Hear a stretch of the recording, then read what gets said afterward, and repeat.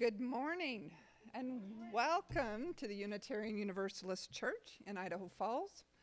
My name is Annette Lovell and we are bringing you the service today with the Reverend Kevin Carson and Vic Allen, our media support.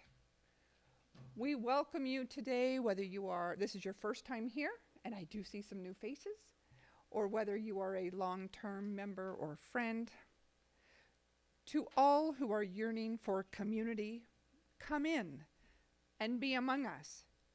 To all who are just getting started, to all who long to go deeper, to all with tender places needing care, come in and be among us. To the ones who have healed and have care to give, for those who are curious and hungry to learn, for those who know that they have something to teach, come in and be among us. For the ones who are just beginning to suspect they might nurture others becoming, to the young and the old, to the innocent and the jaded, the fresh of mind and the deeply steeped, there is room here for each and every one of us. So come in and be among us. So welcome everyone. It is good to see you here today. We always like to start our time together with a few announcements, but there's only one. Is everyone getting ready for our party? Yes, our cocktail party, pledge kickoff. Hopefully it is on your calendar and you have RSVP'd. The theme is Into the Black. It is a cocktail pledge party. It is October 4th, which is only a few weeks away, here at the church at 6 o'clock. There will be appetizers, alcoholic and non-alcoholic cocktails, and beer will be offered. The attire requested is black and white dress. So come, dress up, have a little fun. Let's gather together. If you have not done so, please RSVP by October 1st to Molly Brinkerhoff. There is also a sign-up sheet on the blue table, and we look forward to seeing you. The only caveat to that also is if you are able to help with appetizers, please do so. Molly or Catherine Giovanna would love to hear from you if you can help and what you are bringing. If you're more of a person that won't know what they're bringing until Friday morning, they can work with that, but if you can let them know you're going to bring something, that would be good. Anyway, we look forward to having everyone there. Are there any other announcements? That was the only one I was aware of. Excellent. So let's take a few moments and welcome each other. It's time for our community greeting. Please take an extra moment to say hello to someone you don't know, and I will bring you back with the sound of a chime.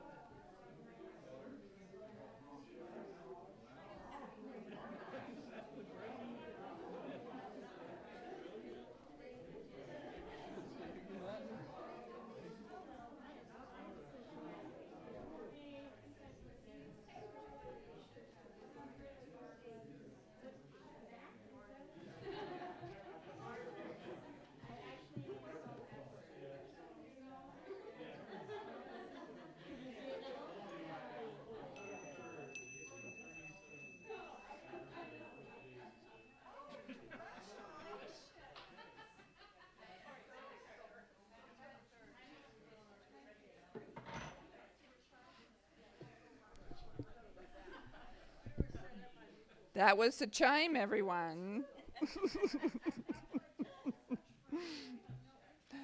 So we have smiled, we have greeted, we have planned to join in a party, but now let us prepare for worship, for a few moments to settle in, calm our minds and our breathing.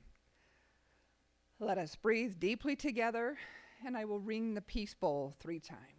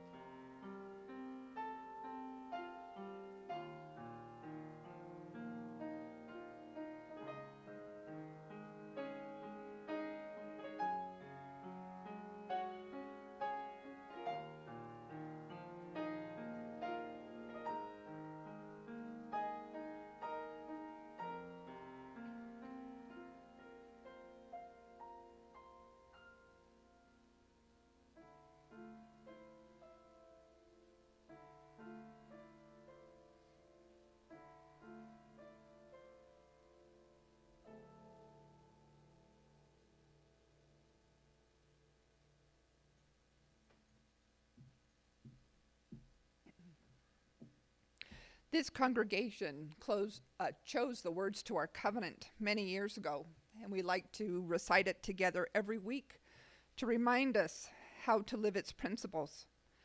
So please join with me in this recitation, which is in your order of service. Love is the spirit of this community, and service its law.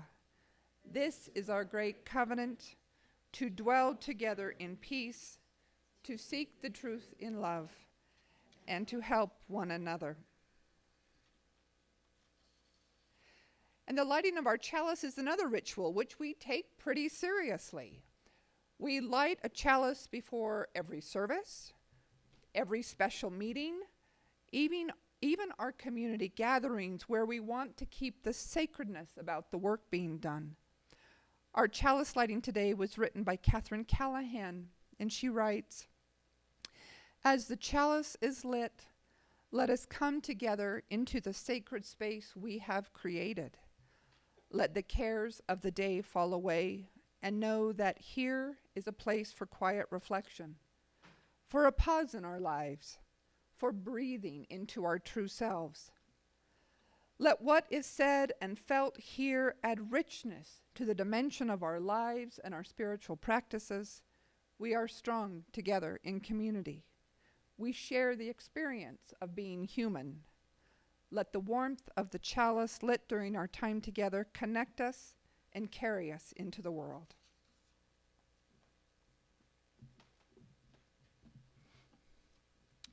Good morning. Our call to worship this morning is the poem Out Beyond Ideas of Wrongdoing and Right Doing by Jalaluddin Rumi. Out beyond ideas of wrongdoing and right doing, there's a field. I'll meet you there.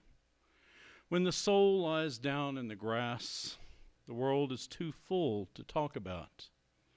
Ideas, language, even the phrase each other doesn't make any sense. I invite you now to rise in body or spirit and join in singing our opening hymn, number 318, We Would Be One.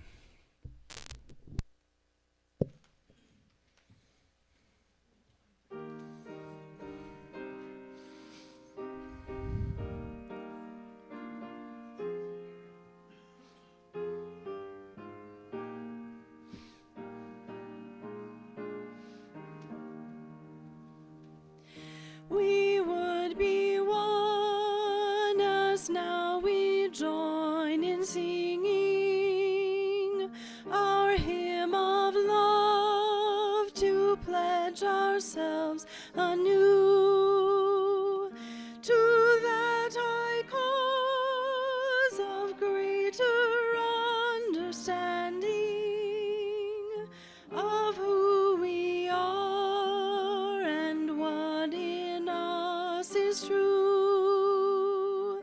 We would be one in living for each other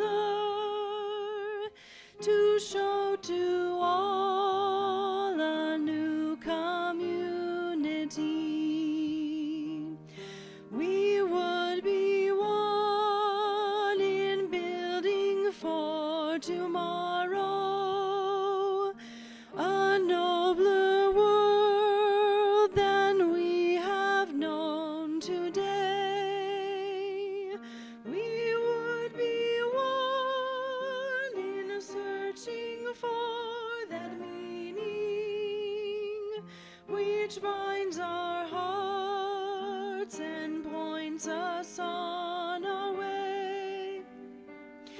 As one we pledge ourselves to greater service, with love and justice strive to make us free.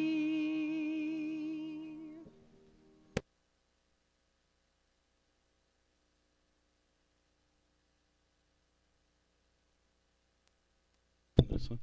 So today we have a special ceremony, and I think we have at least one person here to participate this morning.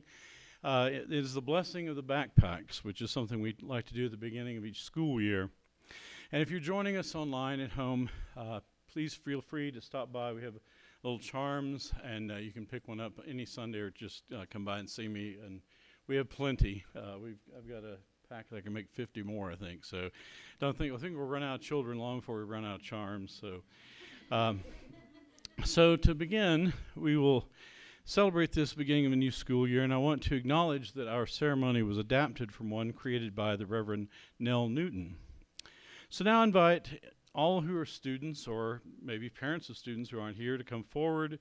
You can either bring your backpacks, or if you work in a school, hey, come on up.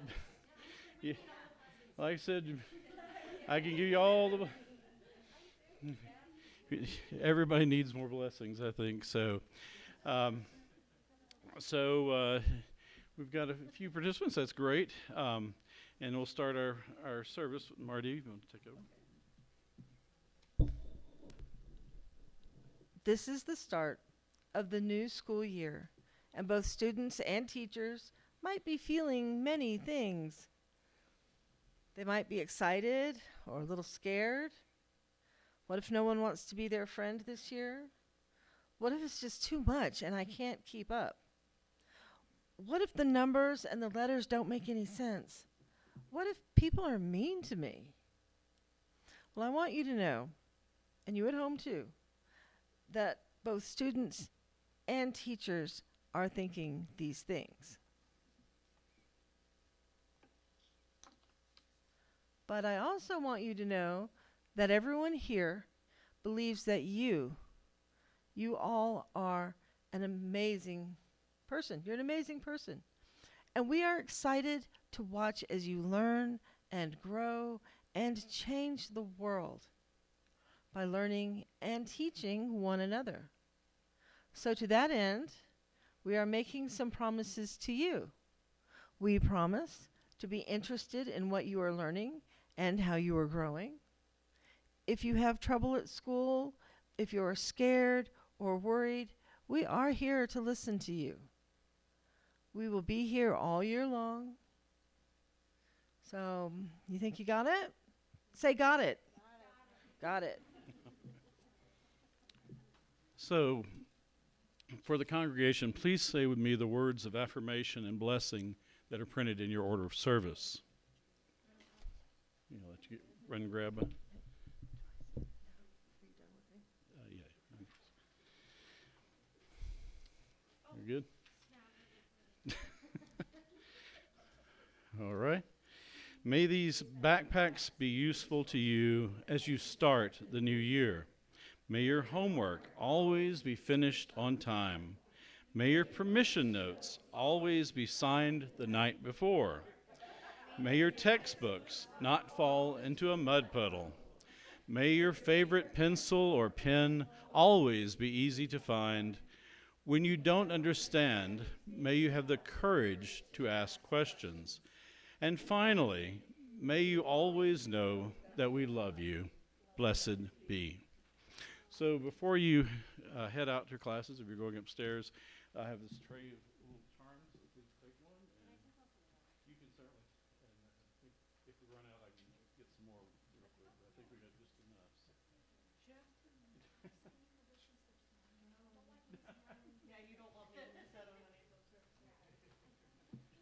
All right. You're most welcome. So I guess we'll sing out the children. Is anyone going upstairs or? Okay, we'll now sing out the children. Okay.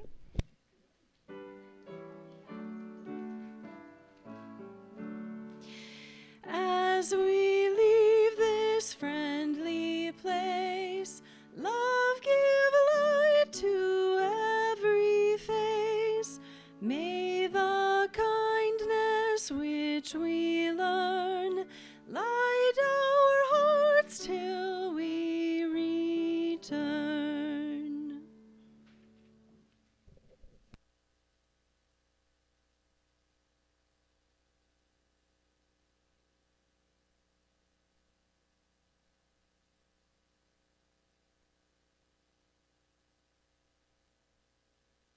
Had time to put them all in order, so my apologies. But we are going to start with Judy Stanley. She has numerous joys, one of which is just the joy of this amazing place called Earth. The joy that people are thinking of others. And the joy that we are having family showing up again in this congregation. And she wants to welcome Colette and Jack and Mark. That's it. So, Harmony has a joy. Our one and only teen that just left us. She says, I am so happy to finally be back. I'm in my last year of middle school. It has been fairly hard, but also really fun. I am so happy to see so many new faces here today. And her mom says, please send me the strength for raising a teenager, even without a big support system. We can understand all of those feelings, Courtney. Somebody did not put their name on it, but they said, I've survived 76 years. How did that happen? Somebody wants to stay anonymous. Oh, it's Victoria. Well, Victoria is also sharing. Oh, it is a joy, but it is also a deep concern, and that is the Afghan women are going into the streets singing about freedom because they are being threatened to not let their voices be heard in public. This is horrific. So, thank you. It is horrific. Cindy and Rob. Cindy successfully had cataract surgery. Yay, one more to go. Her joy is just absolutely tangible today. And it's already amazing, she says. And Arthur and Annalise have a joy. Yesterday, the IF Symphony performed their concert in the park, and it was so delightful, and it was. And thinking of live music, all light a joy. I spent last weekend at a blues music festival, and since we live in a blues wasteland, I have to say I took in 36 concerts in 3.5 days. And my soul came back so filled with this what live music does, that energy of live music. It is so tremendous. So, and we also light one more candle for the joys and concerns, which we choose not to share at this time.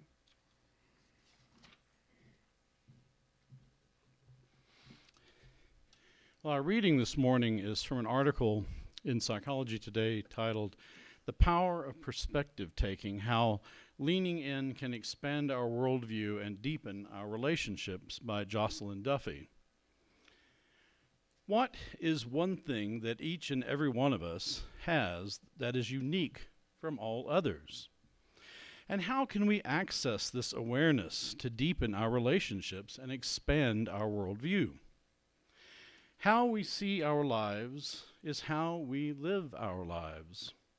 Our perspective is arguably the single greatest aspect of our uniqueness. It is also the foundation for one of the most powerful tools through which we can relate to and build relationships with others. Perspective taking. Do you know what a phoropter is? It is the device used by an optometrist to gauge your eyeglass prescription. Through an alternating series of lenses, you are asked which one is better, option 1 or option 2. There is no right answer, as the answer depends on the eyes of the person behind the lens. We each have a uniquely valuable perspective on life, a lens through which we interpret our lives.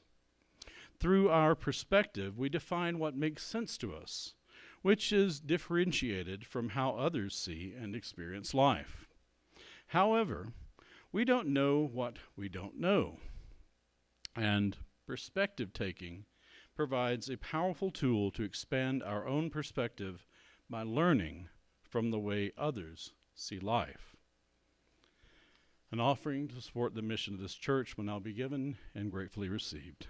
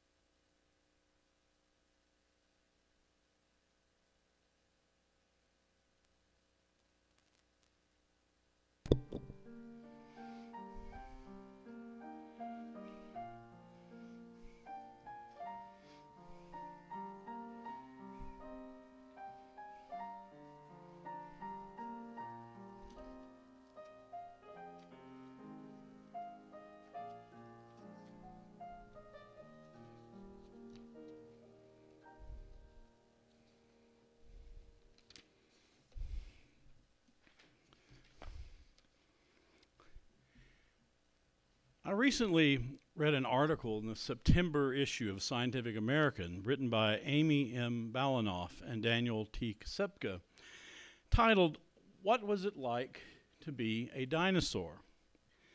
The article described new research into the brain complexity of dinosaurs and how they may have perceived the world around them.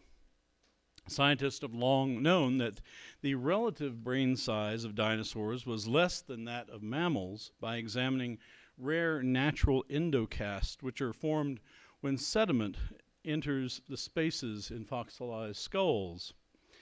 And with such small brains, the assumption has long been that the average dinosaur was not, so to speak, the sharpest knife in the drawer.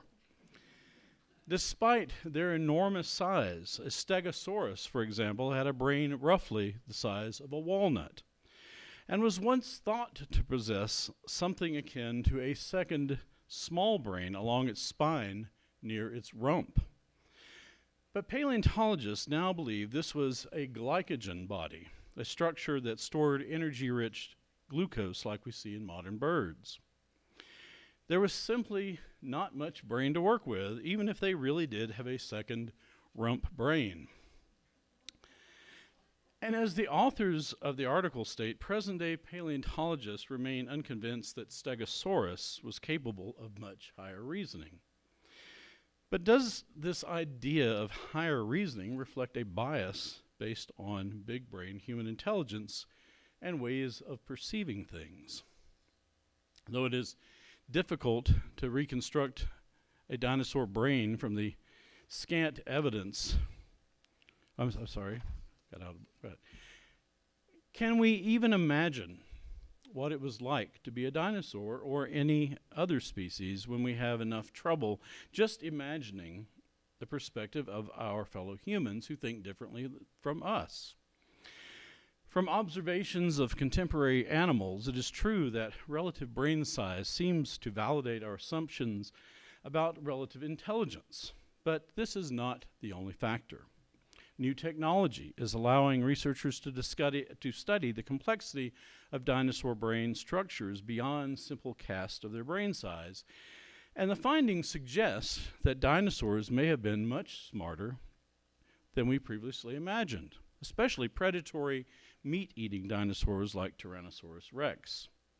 Using a technique of counting neurons in modern animal brains called isotropic fractionator method, and comparing the relative count in reptiles, birds, and mammals, researchers could extrapolate that a 12-ounce T-Rex brain, though tiny in comparison to body mass, likely contained about 3 billion neurons.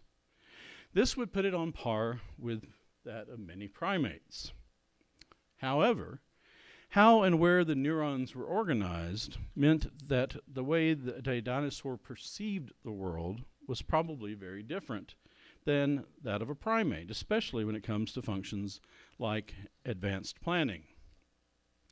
Though it is difficult to reconstruct a dinosaur brain from the scant available evidence, it is believed that they had a very small cerebrum, but very well developed olfactory bulbs, stereoscopic vision, and a keen sense of hearing. That means they would have been ferocious individual predators who could smell prey or carcasses from a long distance, but they would not be capable of much social organization, such as hunting in packs. The relative sophistication of these senses also varied among dinosaur species, especially in those later species along the evolutionary road to becoming birds. It is fun to speculate about how another species, living or extinct, experienced the world. But the article made me think about the larger question of perception in general and what it means for understanding the perspectives of those who are very different from us. This is the question that I really want to explore today. Human beings are, of course, a single species, even though at times some among us display little evidence of higher reasoning. In these turbulent political times, no matter where we fall in the liberal conservative spectrum, our thinking can be so different that it can be tempting to assume that our opposition must possess one of those tiny brains like some ancient herbivore, or even one of those rump brains. The fact is, we share a common biology, but we come from different backgrounds and lived experiences that have uniquely shaped our understanding of the world. It has become too easy to simply label even our closest neighbors as the enemy for having a different worldview rather than making the effort to imagine what it's like to be them and to attempt to understand why they think the way they do. But to confront the divisive politics that is tearing at the fabric of our nation, it is important that we try harder than ever to imagine what it would be like to be someone who possesses a fundamentally different worldview. This doesn't mean we have to agree with them or even stop opposing their vision for America for the sake of unity. But if we can't let ourselves imagine their perspective and cultivate empathy, we will never have any hope of finding common ground and narrowing the chasm that divides us. It is ironic that despite the explosion of information that we now have about other people around the planet and the interconnectedness of the internet and other media, othering based on skin color, language, race, religion, or culture is rampant, and it is often driven by disinformation in social media. Just think about the racism directed at Haitian legal immigrants in Ohio in recent days, based on the stupidity of claims of family dogs and cats being stolen and eaten, hateful rhetoric that is being amplified by politicians. And in recent years in Europe and America, there has been an upswing in so-called populist movements, driven primarily by backlash against immigrants. Recent elections in Germany and France have been rife with anti-immigrant rhetoric and successful candidates who've embraced it. And it has become the central focus of leaders like Viktor Orban in Hungary. The immigrants are usually decent but desperate people, seeking better economic conditions or fleeing violence in places like Syria. But their otherness plays to the fears of existing populations. Though it is possible to see populist movements across the political spectrum, the kind of populism we see these days has a sinister, authoritarian flavor, and it is associated with right-wing politicians who find the demonizing of immigrants to be a powerful tool for motivating an angry minority of people to support them. Here in America, we too have an ugly history of anti-immigrant nativism at times in our history, especially during periods of economic or social upheaval. So it is not surprising to see this latest resurgence and politicians eager to embrace it. Personally, I don't like the word populist applied to what is better described as fascist-leaning movements. Just sounds too innocuous. But no matter how ugly it gets, we do not have to remain locked into our political views and prejudice. History has shown that everyone is capable of change. A few days ago, for example, you may have felt the earth shake when, without warning, both Liz and Dick Cheney announced they would be voting for Kamala Harris in the upcoming election. As the aftershocks reverberated through the Republican Party, some politicians leveled the absurd accusation that Dick Cheney was an irrelevant rhino, a Republican in name only. This is the Dick Cheney we're talking about, the former Vice President of the United States under George W. Bush, someone with conservative Republican bona fides that go back to the Nixon administration. This is the same Dick Cheney who used to scare the heck out of me with his unholy alliance with big oil and his hawkish sense of American exceptionalism, especially after 9/11. For him to endorse a Democrat was almost unimaginable until now. Regardless of whether you agree with his politics, it is admirable to see someone move beyond partisan politics and take a stand on moral grounds, embracing a broader perspective about what he felt was better for all Americans. I don't know if Dick Cheney could ever really understand the perspective of a very liberal American, but I can imagine the frustration he must feel watching his traditional Republican Party be consumed by authoritarian, curious devotees of the former president and white Christian nationalists. I have known people who think like Dick Cheney my whole life, including many of my relatives.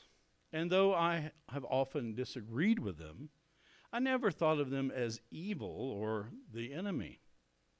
I could usually see an issue from their different perspective and understand the source of our disagreement. And sometimes we could even find common ground. This highlights the important practice of perspective taking described in our reading. It is not always easy. In fact, it can be very, very difficult at times. It is part of nurturing empathy in our relationships with others because it helps you imaginatively put yourself in the place of others, see situations through their eyes, and accurately sense what they might be feeling, so that you can understand what others might want or need. As the social science researcher Carla McLaren states, when you successfully take the perspective of others, you essentially adopt their demeanor, attitudes, expectations, emotions, and intentions, so that you can see the world from their perspective and understand what they might do next or what they might wish for. The point is not to ask yourself what you would do in the place of others. It is to try to understand what they would do. Perspective taking is something we can do on our own by imagining different points of view, or it can be a useful practice in real life in our interactions with others. Jocelyn Duffy, who wrote our article in the reading, suggests 3 general tips for perception taking that we engage when we engage with others. Perspective taking when we engage with others. First, appreciate your own perspective. While it may seem like a selfish starting point, it is integral that we appreciate our own view on life and how it was formed in order to respect and appreciate the perspective of others. If you can grasp the filter through which you assess and process life, then you begin to understand how others do the same in a way that is distinct from you. Second, allow the other person to lead. Before seeking to have your perspective understood, seek first to understand that of the other person. Use your lens as a point of relatability to support another in their viewpoint or to provide a unique perspective that may foster an expanded perspective for them. And third, be 100% present. Truly grasping the perspective of another person requires that you be fully present when you're with someone. I think these are pretty good suggestions for about any kind of interpersonal encounter. And if we're engaging in perspective taking in a more theoretical sense, we might loosely apply these principles as we consider what it would be like to be someone on the opposite side of an issue important to us. What would it be like, for example, to be a Roman Catholic, even Pope Francis, who is adamantly opposed to a woman's right to reproductive choice, but who otherwise shares your perspective on social and environmental justice? What would it be like to be an undocumented immigrant in America right now, simply trying to live and provide for your family, despite the hateful political rhetoric and hostility?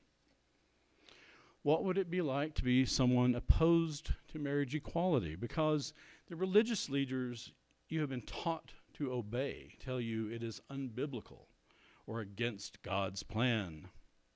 And if you are a liberal Democrat, try to imagine what it would be like to be a MAGA Republican who is convinced that we are in the throes of a liberal apocalypse These are the kinds of questions we would do well to ask ourselves more often as we try to break down barriers and heal divisions in America and beyond.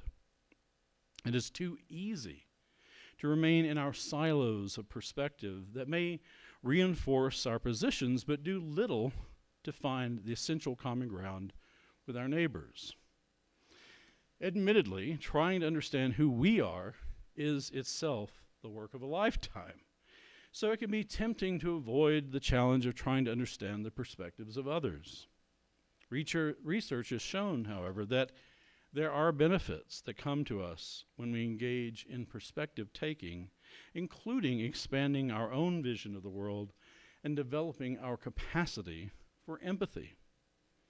In a 2017 study, for example, Michael Poulin, who's an associate professor at the State University of New York, said that an imagine others perspective leads to less stress than an imagine self perspective, i.e. walking a mile in someone else's shoes.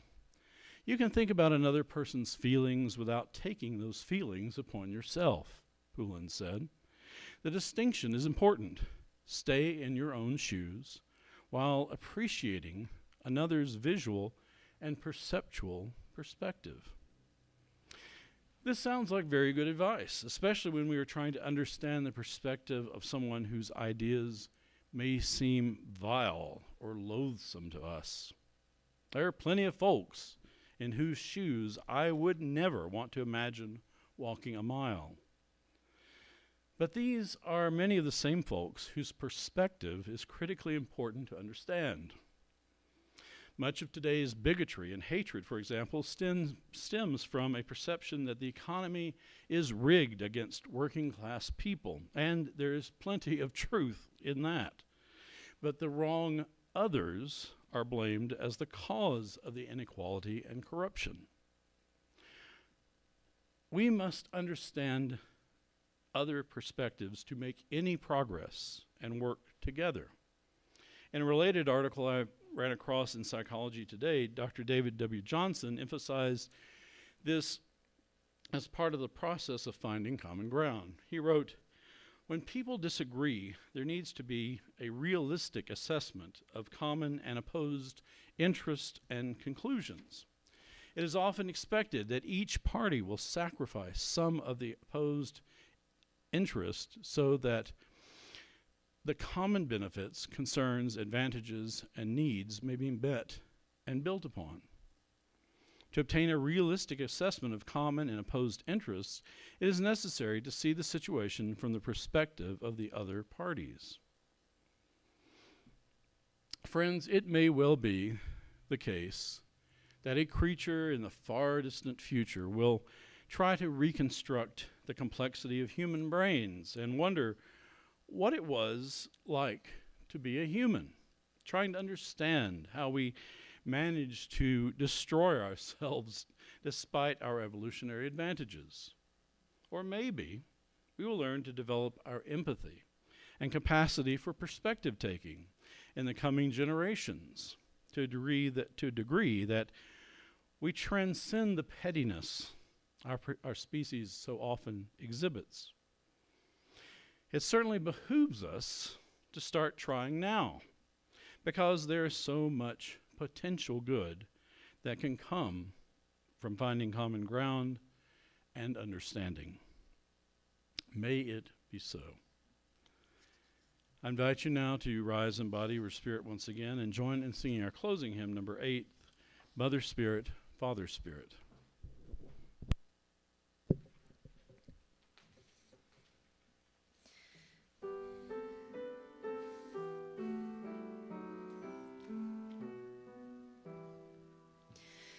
Mother Spirit, Father Spirit, where are you? In the sky song, in the forest sounds your cry. What to give you, what to call you, what am I? Many drops are in the ocean deep and wide. Sunlight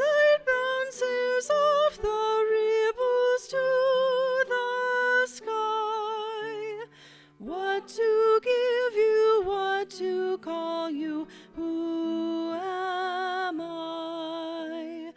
I am empty, time flies from me, what is time? Dreams eternal, fears infernal haunt my heart. What to give you, what to call you, oh my God. Mother Spirit, Father Spirit, take our hearts. Take our breath and let our voices sing our parts. Take our hands and let us work to shape our art.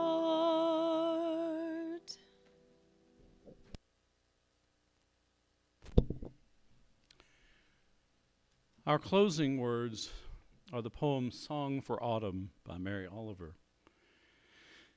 In the deep fall, don't you imagine the leaves think how comfortable it will be to touch the earth instead of the nothingness of air and the endless freshets of wind? And don't you think the trees themselves, especially those with mossy, warm caves, begin to think of the birds that will come, 6 a dozen, to sleep inside their bodies? And don't you hear the goldenrod whispering goodbye, the everlasting being crowned with the first tuffets of snow? The pond vanishes, and the white field over which the fox runs so quickly brings out its blue shadows. And the wind pumps its bellows, and at evening especially, the piled firewood shifts a little, longing to be on its way.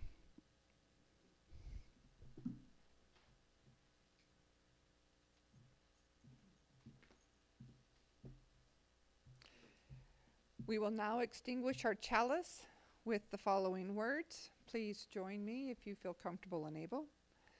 We extinguish this flame, but not the light of truth, the warmth of community, or the fire of commitment. These we carry in our hearts until we are together again. It is time for our postlude. Be safe and be well.